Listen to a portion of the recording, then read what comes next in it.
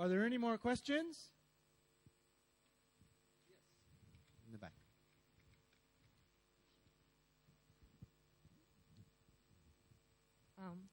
What if in peer editing, the two peers don't agree?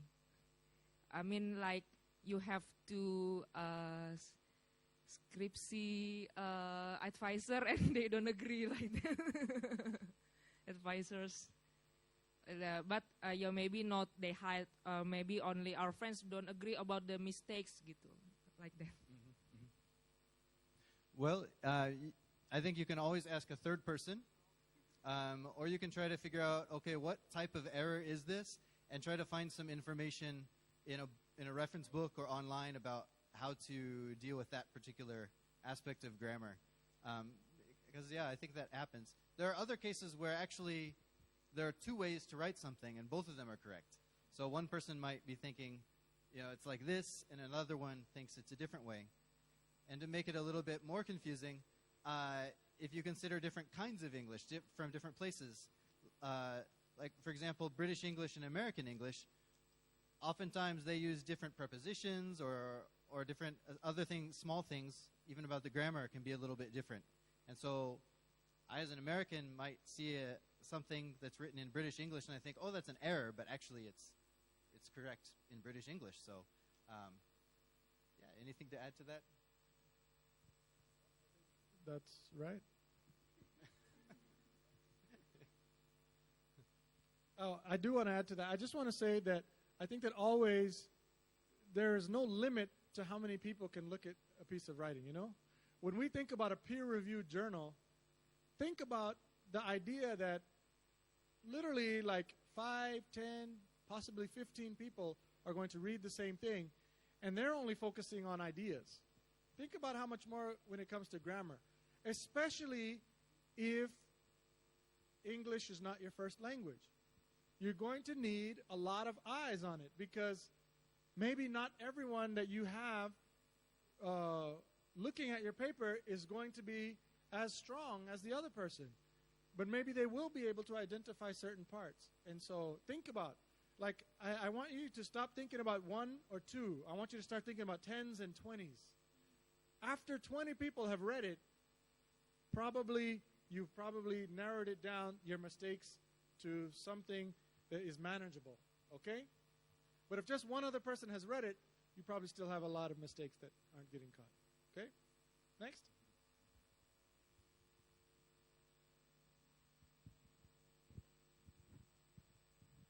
My name is Tina. I would like to ask about wordy sentence.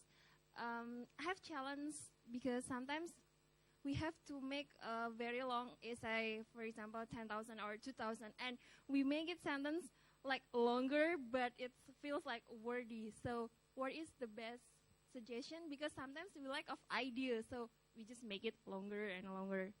And the second one is sometimes I also often it's difficult to make a proper sentence to use in sentence based on the context.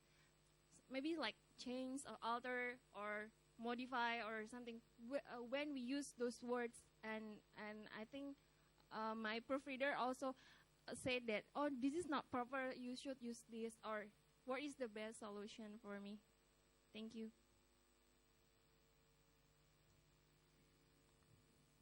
Very good question. I think that, okay, so I'm going to break it down into parts. The first part is about wordy sentences. I personally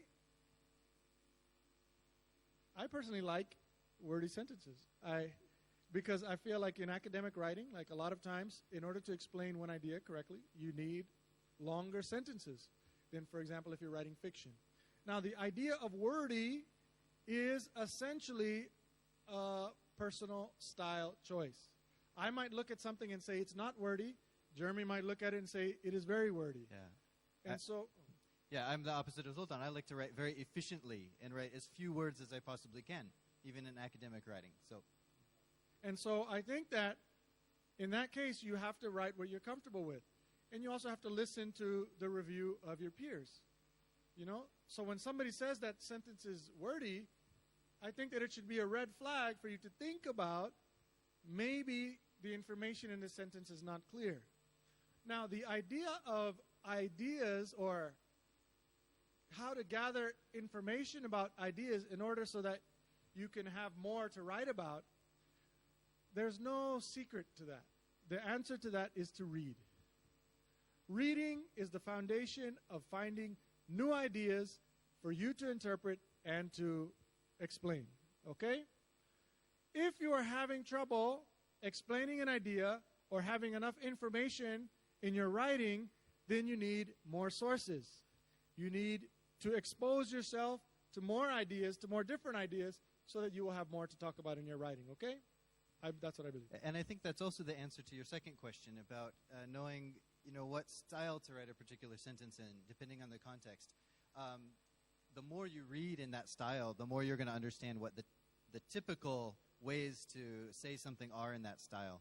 So if you're writing a research paper for an academic journal about marine biology, then reading a lot of articles in that field is going to help you understand naturally what style to use. If you're writing, some kind of fiction, for example, it would be completely different. And so the more you read in that particular style, the more you'll understand the correct style for that. Any other questions?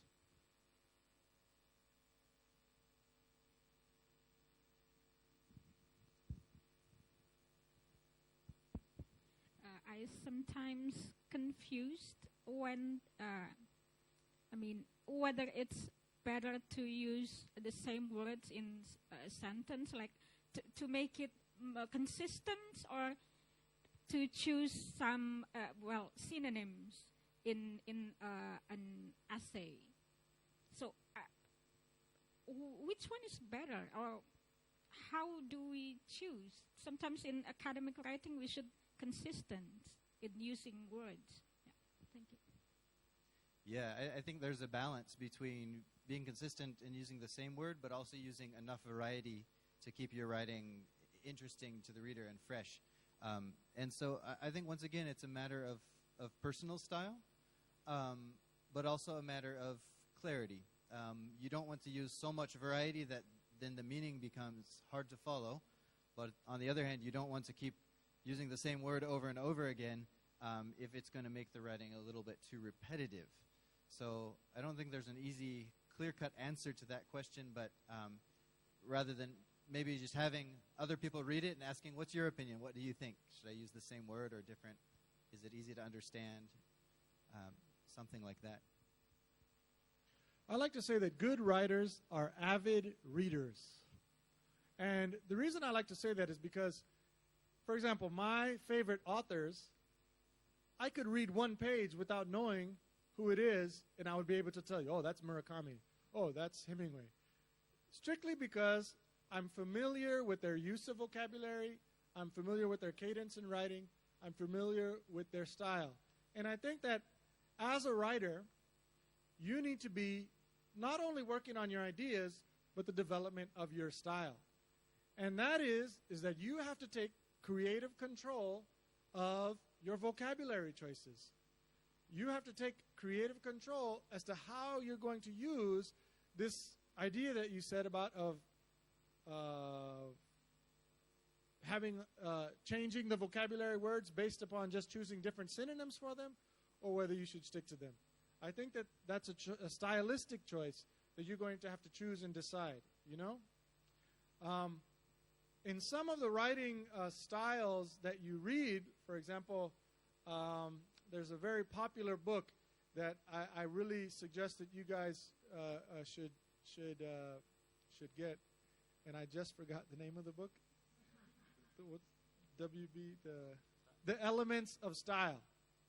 And this is a very good book because it forces you to choose.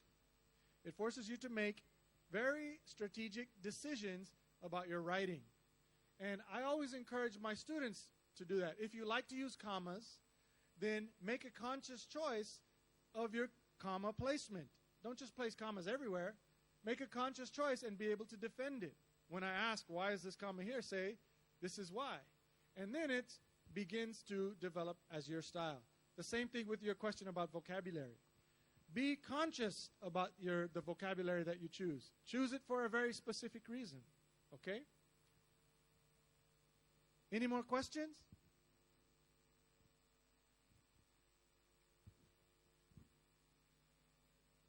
One more? Okay, we have two more. One, and then we'll be... She can go first, and then you can. Thank you. Okay. Hi again, my name is Eka. One thing that actually you have already mentioned that it depends on the style. So do you agree that sometimes culture also influence people when they have to write sentence? Because, for example, Asian people, we tend to use like flowery and wordy sentences. And, well, for example, my friend, he works in as a business analyst, and sometimes he uses idioms. Like, I said that in academic journal, in my field, I don't find it, but he said that, well, in business analysis report, we use it to attract the investor sometimes like that. Is that correct? Yeah, I think whatever audience you're writing for, you want to look at what the typical conventions are for that audience, for that particular audience. So if you're writing in a particular culture, then you might, you're not going to write the same as you would write. Let's say maybe if you're writing for an Indonesian audience, you might write a little differently than if you're writing for an American audience. So I think it's great to consider that and adjust your style according to the context. Yeah, it's good. It's something good. It's good that you're thinking about that. Yeah, definitely. Oh. Yeah, this will be our last question, okay? Oh. Well, thank you for giving me the chance.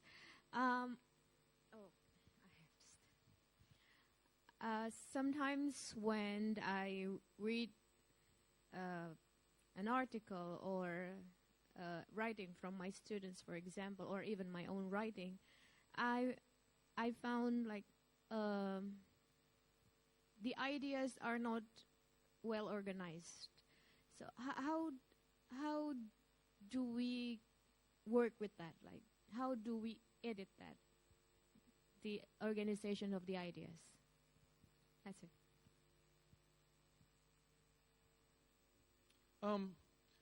I actually believe that this is probably one of the biggest issues in writing, and it's one that, as a teacher, I feel like is probably the most serious concern of the teacher.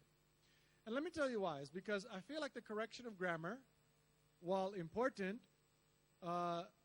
is not so much a necessary tool for the spreading of your ideas. Okay? I believe that it is important. Okay? I'm not saying that it's not. However, I believe that you can get across your ideas if it's well written and if it's well organized. And so the idea of organization is something that you as a teacher, you're a teacher, right? Okay. Is something that you are going to have to think about consciously to help your students develop their ideas first before they begin writing. A perfect example is by using possibly mind maps. When I teach writing, I do so much planning and outlining before the students even begin writing, because I want them to be conscious of the level of organization that is needed in order to really get their ideas across. And I think that that is probably my most important job as a teacher, okay, is to make sure that their ideas are clear enough and stated in a way that is organized enough for other people to understand. And honestly speaking, I feel like grammar is important to that mission, but it's not the most important part, okay? And so I think that there's strategies. For example, I really enjoy making my students mind map before they even outline, and then they outline, and then they make comparisons between the mind map and the outline to find other ideas, and then they pass it along to another student to add their own ideas to the mind map and to the outlines, and then they discuss together. This is all before any writing has happened. Okay?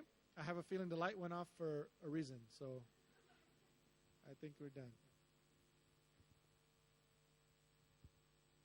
So, in closing, I just really want to say thank you guys very much for coming. Thank you guys for your patience, and thank you guys for working with us. Yes, thank you for having us.